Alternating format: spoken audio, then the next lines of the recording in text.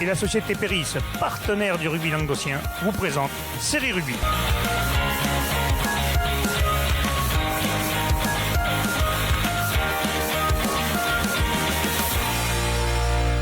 Bonjour mesdames, messieurs, bienvenue à Série Rugby, votre émission sur rugby amateur de la 4e série à la Fédérale 1, avec mes cons de céréales chroniqueurs. Salut Michel. Salut Alex. Salut Bubu. Si j'ai dit ça, c'est parce qu'en fait, ils n'arrêtent pas de faire les andouilles pour que je me trompe. Eh ben ça marche pas. Ouais, mais ça marche plus. C'est même pas amusant. Tu rentres bien sur cette pelouse là, tu rentres pas mal quand même. On dirait un petit lutin. Et tout, franchement, Un petit lutin au milieu de. On a un mur de LED derrière nous. Ah, franchement, Série Rugby, c'est notre galaxie maintenant. Ça investit, ça investit. Quand je vais dire Intersport, quand Eurosport et Canal+. Allez, on passe de suite au résultat et on va commencer tout de suite par la 3e et 4e série. Allez, les résultats à la Poula. Bubu, tu vas charger. Alors, il n'y a eu qu'un match. Donc, le stade de Montpellier a reçu Saint-Quentin Pays Viganais et victoire de Montpellier 52-8 avec un bonus offensif pour Montpellier. Et ouais, le stade Montpellier pour le premier match à Sabaté qui a mis les petits plats dans les grands, qui s'est imposé 52 à 8. On n'est pas arrivé à Sabaté. Avec le bonus offensif. L'équipe de Saint-Quentin Pays Viganais qui s'est déplacée à 17, dont 2 Viganais. Qui, c'est comme d'habitude, n'a rien lâché. Ils ont réussi à inscrire un essai en fin de deuxième période, mais bon, le stade montpelliérain, qui a des ambitions cette année, qui s'était incliné lors de la première journée face à Beaucaire, il fallait qu'ils réagissent, et là, ils l'ont fait de fort belle manière. Parfait. On passe à la poule B, de 3e et 4e série. Les résultats. Cornellans recevait Lioran, victoire de Cornellans, 33-8. Salanque Méditerranée recevait Bouloux-Sorel, victoire de Salanque, 26-12. Bompas recevait Villeneuve-les-Béziers, victoire de Villeneuve-les-Béziers 16-10. Et Bagnoul-des-As, Prunion Catalan ne jouait pas puisque Stade Alenia et Forfait général. Ouais. Cornellans qui reste maître dans le derby de Ribot avec un bonus offensif. Avec un bonus offensif 33-8. Dans un match âpre où ça a vraiment claqué dans tous les contacts. Cornellans qui a gagné les duels sur les phases statiques et dans tous les secteurs du jeu. Ça a mené des fautes de Lioran converties par le buteur de Cornellans. À la demi-heure de jeu, c'est l'ancien capitaine de Lioran, Geoffrey Le Gallet, qui va inscrire un essai pour ses nouvelles couleurs. Juste avant la pause, Lioran va inscrire un essai sur une interception de 40 minutes. Je crois qu'il n'y a pas eu de bonus en fait. Non, il n'y a pas eu de bonus. Non, il n'y a pas eu de bonus. En deuxième période, bis repetita, Cornellans qui va inscrire un essai par Sylvain Navarro. Le jeune Sylvain Navarro, tout mince d'ailleurs. Il est tout minsarel. Ouais. Ah, je déconne. Et un second essai sur un gros groupé pénétrant qui a bien progressé. Du coup, victoire 33-8 de Cornellans dans ce derby. Face à une belle équipe de Lioran en construction avec pas mal de nouveaux joueurs d'expérience. Il manquait 13 pour ce match. Ouais, des joueurs d'expérience, mais qu'il faut encore que la mayonnaise prenne entre tout ce monde. Mais bon, Cornellans content de cette victoire. Oui. Allez, on continue. Salanque Méditerranée qui s'impose 26-12. Là oui, il y a bonus. Non, il n'y a pas bonus, justement. Il gagnait 26-7 avec 4 beaux essais de 3 quarts à la mi-temps. Et justement, le Boulou qui a vendu très chèrement sa peau, qui a bien contrecarré les plans de Salanque et qui s'est un peu endormi sur la seconde période. Et qui a été archipé le bonus. Voilà, qui a inscrit un essai sur le gong, qui enlève le bonus offensif. Tu connais par le gong. Je connais. Et donc, une équipe donc, du Boulou très jeune et très combative, sur qui il faudra compter par la suite. D'accord. Et enfin, Villeneuve-les-Béziers qui va faire le coup à Bompas. Victoire 16-10, en ayant joué à 13 une bonne partie du match après 2 cartons rouges. Les entraîneurs. Le carton rouge ? Non, le Muge, il était pas à la buvette, il n'y en avait pas, je crois. Ah, parce qu'il aurait pu y après ? Non, je sais qu'il y en a eu un pour le demi-débélé Jamba Forest. Bizarre, lui, c'est pas un mec caractère. Mais bon, Villeneuve qui fait un bon coup. Bompas à côté de ses pompes complètement. Qui a complètement déjoué. Les entraîneurs, Fabien Conny, étaient vraiment pas très contents. Il nous a même dit que voilà, ils n'avaient de catalan que le nom. Ils avaient un peu oublié les valeurs et le reste au vestiaire. Ça va souffler sur le terrain d'entraînement de Bompas cette semaine. Je pèse sur les maillots. Un piqué à l'ancienne. Ça a commencé par un petit fait de jeu, un renvoi au 22, un renvoi long qui rebondit. les joueurs de Bompas un peu attentistes et c'est le troisième ligne de Villeneuve qui a inscrit un essai. Ça leur a mis un petit coup sur la carafe et puis après Villeneuve bien organisé qui a fait un peu déjouer aussi avec l'expérience. Chez Bompas, c'est passé à côté de son match. Défaillance mentale un peu côté de Bompas quand même. Et grosse performance à noter. Les points au pied de Luc Roqueblave qui est rentré, donc 18 ans, 2 pénalités de 40 et 50 mètres pour asseoir le score de Villeneuve, avec un bonus défensif, même m'a dit Fabien, pas vraiment mérité à la fin avec un essai qui les rapproche, mais vraiment Villeneuve a été supérieur sur cette rencontre. Parfait, on passe à la poule C de 3e et 4e série. La Palme recevait Canedo de victoire de La Palme 12-8. Cerdagne-Capcir recevait Cap-Plage-Armisson, victoire Cerdagne-Capcir 55-0, bonus offensif. Les deux autres matchs n'ayant pas eu lieu, ils ont été remis. Ouais. Cerdagne-Capcir 55-0, 8 essais à rien. Les hommes de Kiko-Mestre là qui ont pris une ça fait 3 matchs où ils ont du mal. Fessée, ouais. Avec 8 essais de 3 quarts. Hein. Un doublé du 12, donc Toffolo, un triplé du 13. Et après 2 essais de l'ailier Baudru et un essai de Roule l'arrière.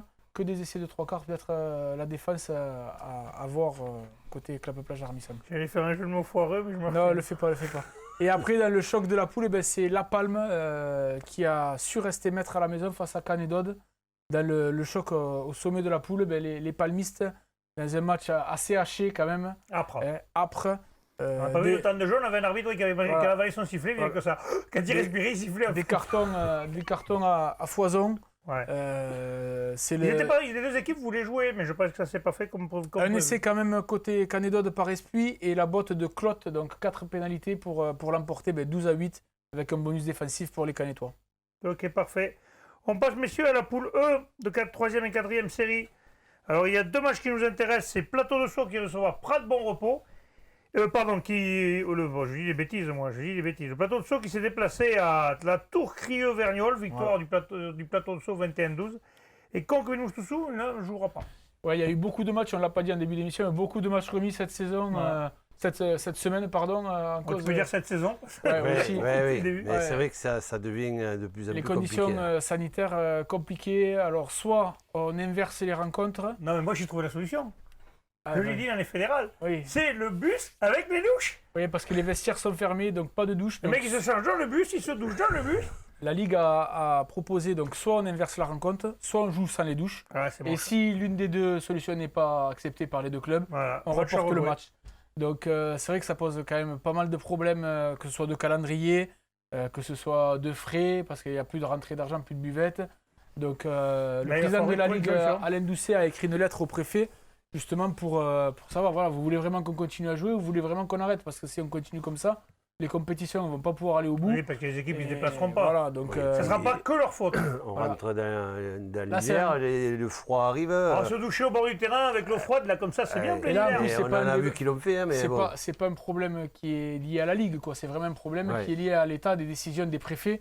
Donc il faut vraiment qu'il y ait une concertation et une évolution sur les mesures.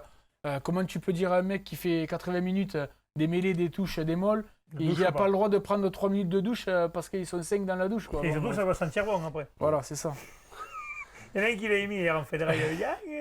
Ça a dû sentir bon dans les vestiaires après. Il y en a qui se sont douchés avec le tuyau de douche au bord du terrain, on l'a vu passer. Bon, bref. Peut-être qu'ils n'auront pas le Covid, mais ils vont choper autre chose quand même. Ça va le froid qui arrive, là, ça va être compliqué quand même. Bon, et donc du coup, on en revient à la 21-12. Voilà, la Tour-Vergnol contre le Plateau de Sceaux, un duel de buteurs. 7 pénalités de Marcérou pour le Plateau de Sceaux contre 4 de Lozano-Brunel. La Tour-Vergnol qui aurait pu même décrocher un bonus défensif si Marcérou avait pas transformé à l'ultime seconde une dernière pénalité. Ça aurait été bien de récompenser les efforts de la Tour du Crieux. Mais bon, Plateau de Sceaux qui continue, 3 matchs, 3 victoires. Parfait. On passe maintenant à la deuxième et à la première série. Allez, les résultats. Cruzy-Saint-Chinian recevait Collioure Sportif, victoire de Cruzy-Saint-Chinian 59-13. Ponteillard recevait Metz, victoire de Ponteillard 23-15. Et Vendargue recevait Villeneuve-les-Maguelones, Saint-Jean-de-Vélas, victoire de Vendargue 29-15, Michel. Oui, alors moi j'étais sur Cruzy-Saint-Chinian qui recevait Collioure. Ils n'ont pas fait semblant, hein, 59-13. Non, tout à fait. Donc, deux équipes que j'apprécie pour différentes raisons. Hein. Collioure plus pour le côté festif. Ah bon, parce qu'à Saint-Chinian, chez Delmont, tu t'amuses pas, toi? Non, mais parce qu'il m'avait kidnappé L'année dernière. à la sortie du réveillon l'année dernière.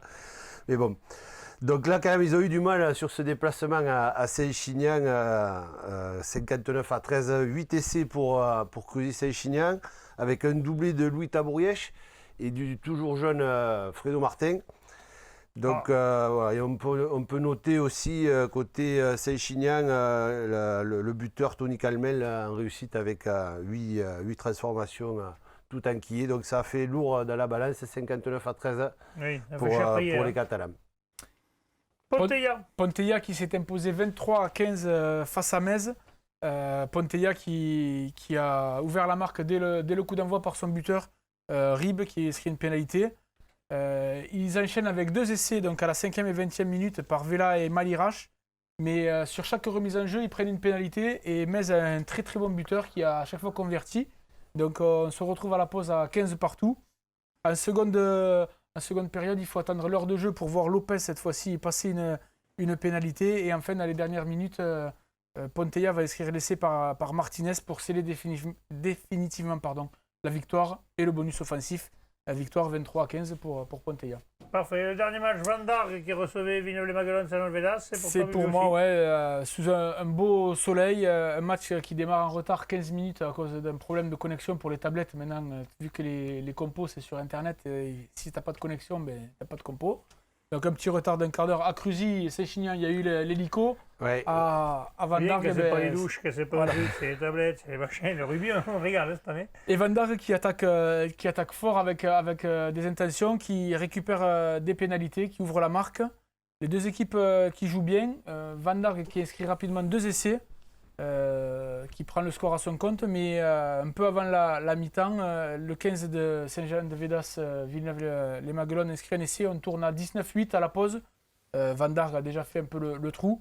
En seconde période, toujours Van Darg qui essaye d'accélérer. Védas un peu indiscipliné qui prennent 2 cartons. Ça va permettre donc justement à Van Darg de contre-attaquer et d'inscrire les essais pour l'emporter 29-15.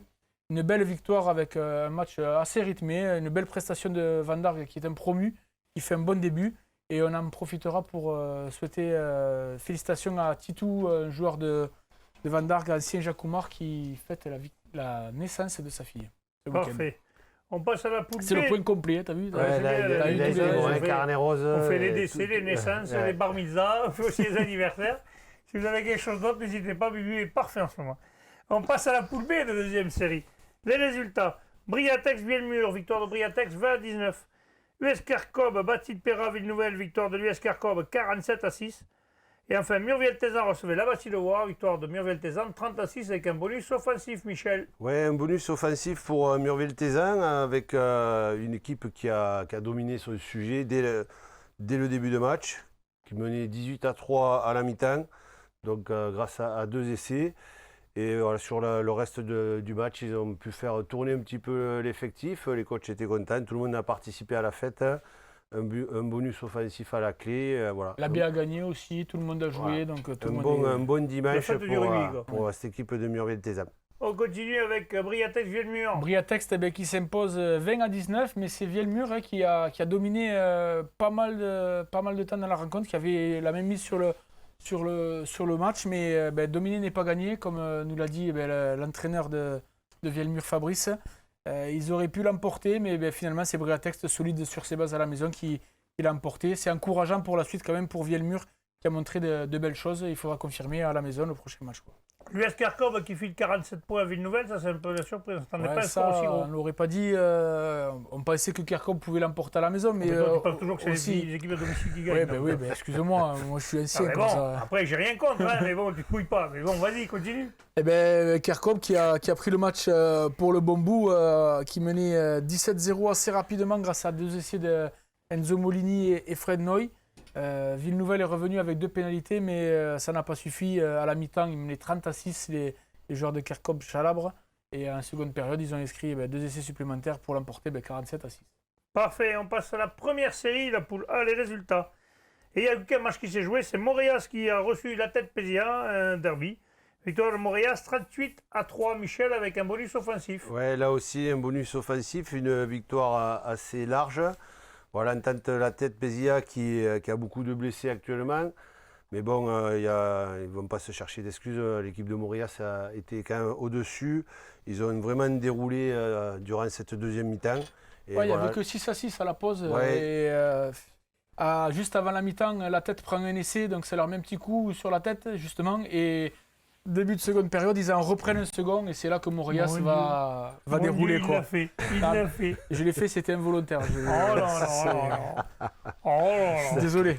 Bon, enfin. Il m'a coupé pour dire ça en plus. Allez, en plus, Là, voilà, l'entente de la tête quand même a été un petit peu en difficulté par rapport à ça. Voilà, peut-être moins de bancs, justement, et voilà, l'équipe de Montréal qui l'emporte logiquement, on va dire. Allez, parfait, on passe à la poule B, messieurs, les résultats, il y a eu 2 matchs. Mirepoix recevait PLM, Piège Laurier Malpère, victoire de PLM à 53-11 avec bonus offensif. Et Corbière 15 recevait Pesens, victoire de Corbière 15, 27-20. C'est pour qui? Corbière 15, c'est pour moi. Voilà, match, là, par contre, on avait un match qui était beaucoup plus indécis avec cette équipe de Pesens qui se déplaçait à Corbière. Voilà, un match beaucoup plus serré avec pas mal de spectacles, puisqu'il y a eu 4 essais à 3.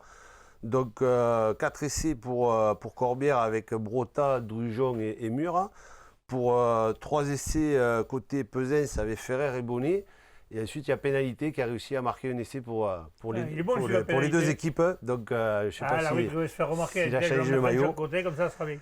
Voilà, donc un match assez indécis avec Corbière qui avait quand même fait la différence et Pesens qui, en fin de match, avec un essai collectif, a réussi à aller chercher un bonus défensif, on va dire mérité.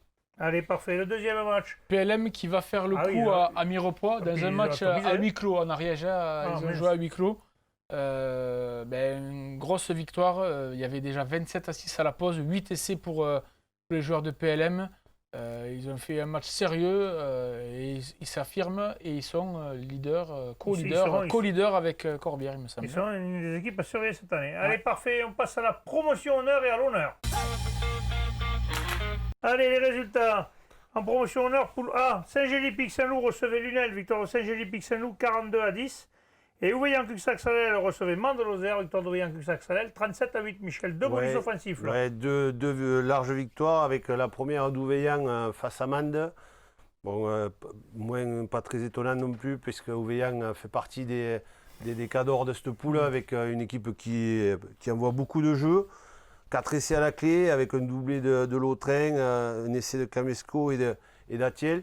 Ouais, une victoire logique d'Ouveillan face à une équipe de Mende qui, comme à son habitude, difficile à manœuvrer chez elle, mais a toujours des déplacements difficiles.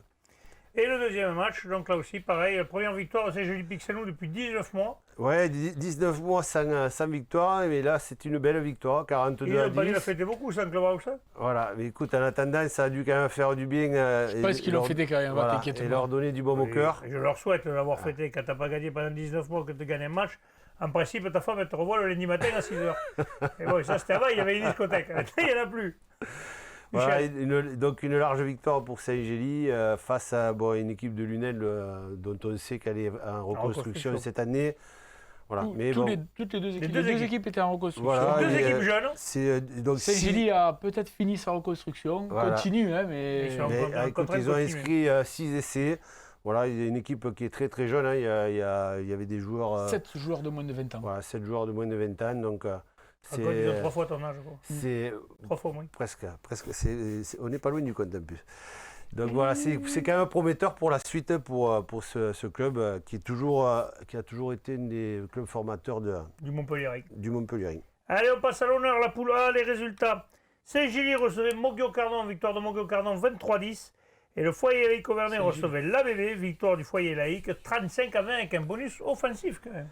Alors c'est Saint-Gilles qui recevait Moguio. Oui, Saint-Gilles-Moguio. Voilà, non, tu as dit Saint-Gilles, mais tu n'as pas fait attention. Ah, j'ai redit Saint-Gilles, c'est pour ça. Mais c'est pas. Ils ont gagné, je les vois partout. Donc c'était quand même un match un peu particulier parce que Saint-Gilles a voulu mettre un hommage à leur ancien capitaine de l'AB. Qui est la semaine dernière, Romain Rivier. Condoléances à la famille. Romain Rivier qui est. Voilà.